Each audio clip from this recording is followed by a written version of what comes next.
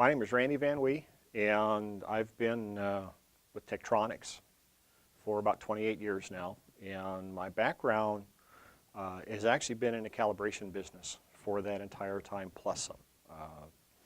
I'm the quality manager for Tektronix Service today. In this next series of videos, we're going to talk about a number of things, but for the first one, we're going to talk a little bit about the basics and the principles of metrology. What is metrology? What does it mean? Why is it important? Also some fundamentals on calibration. We'll use some terms over the series of videos, and there are some key terms we'll talk about now. You'll hear others through the series. So when we talk about metrology, we need to understand that. You'll hear traceability used quite a bit. So we need to understand what traceability is and what it means, and actually, in some cases, what it may not be. We'll talk about calibration. We'll talk about adjustments. You may hear the term verification used. And again, as we go through, we'll have additional terms to that, but those are probably the top 4 or 5 that you need to be aware of. One of the key terms to keep in mind is calibration. And if you think about a definition, and everybody has a slightly different version of this, but when you calibrate something, you're basically making a comparison.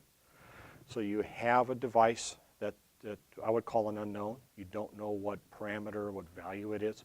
You then compare it to a known device or a known item, and it could be a ruler, it could be a gauge block, it could be a multimeter.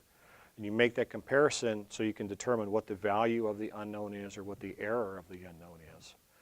And that, in a true sense, is what a calibration is. It's determining the property of a device. Calibrations in industry are needed or used for a multitude of things, but the primary requirement that someone would have calibration for a device or for an item is to ensure one of two things: consistency of production or conformity to specifications. So that as you make measurements on your devices or within your processes, you have confidence that the information you're receiving, the product that you are shipping, producing, is consistent and meets the requirements for whatever your end user is or that part of the process. And the calibration enables your tools to keep the consistency to make sure that your output is consistent. Calibration affects a lot of things that we do, but when you look at where calibration becomes very critical, certain industries around the U.S., medical industry, aerospace, have very demanding requirements for calibration and process control. When you think about what's involved as a medical producer for example, medication, to make sure you get consistent dosing, you don't have any issues.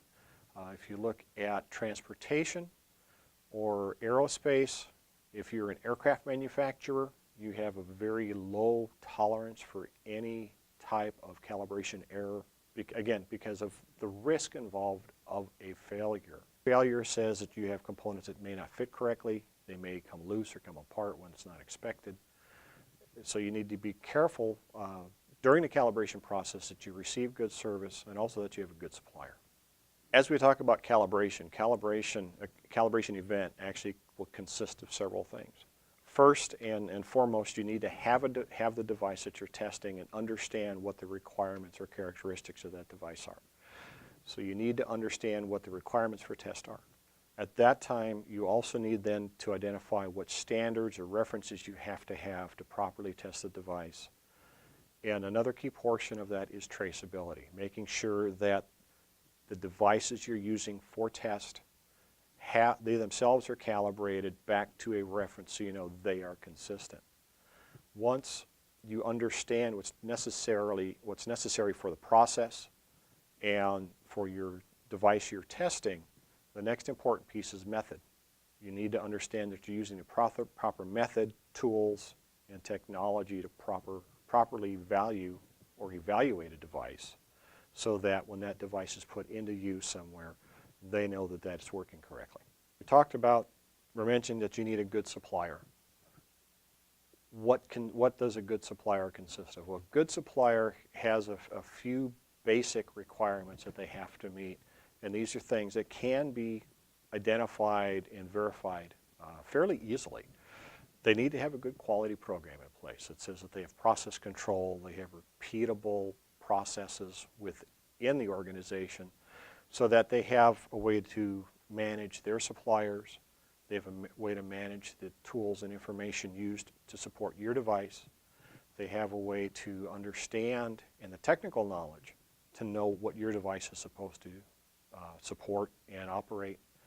Additionally, there are other certifications that can be had externally from various organizations. You could have an ISO 9000 certificate, which is a quality management certification for that. Many labs are accredited to ISO 17025, which is an independent view of their technical skills, operations, and quality.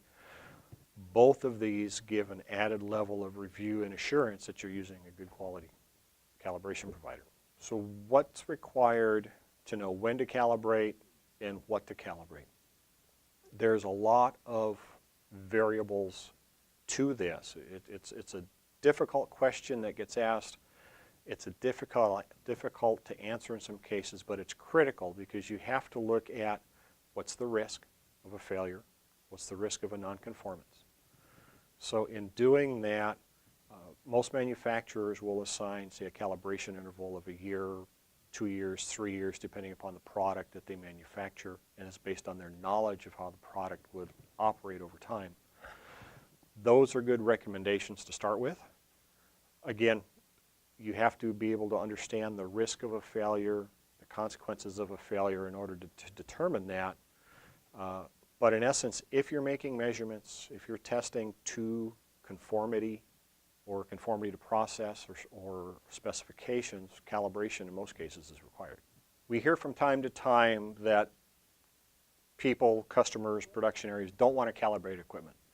We hear it's a waste of time, it's a waste of money, things don't fail.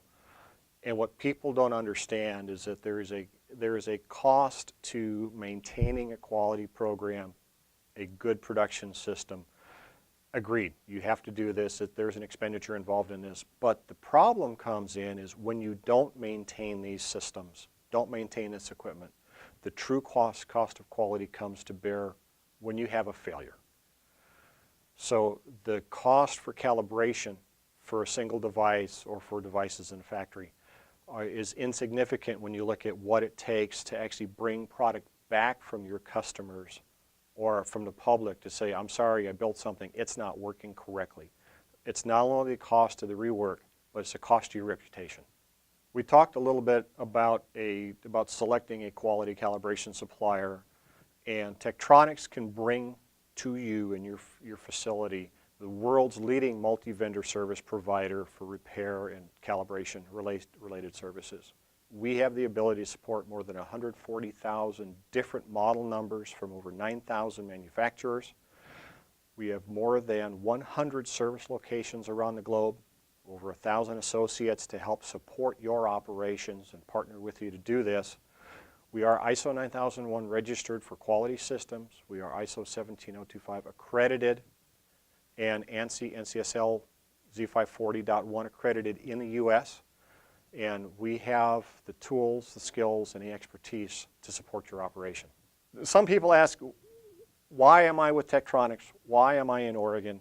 People hear about Oregon and they believe that everybody that comes to the state is issued an umbrella because of the rain.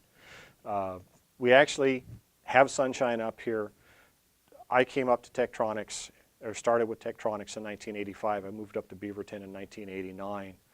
Part of it's the culture, part of it's the area up here, but it's the people here in the Northwest and at Tektronix that actually keep me here, because it's a high quality of life, very knowledgeable, dedicated people to the operation and the industry that they're in.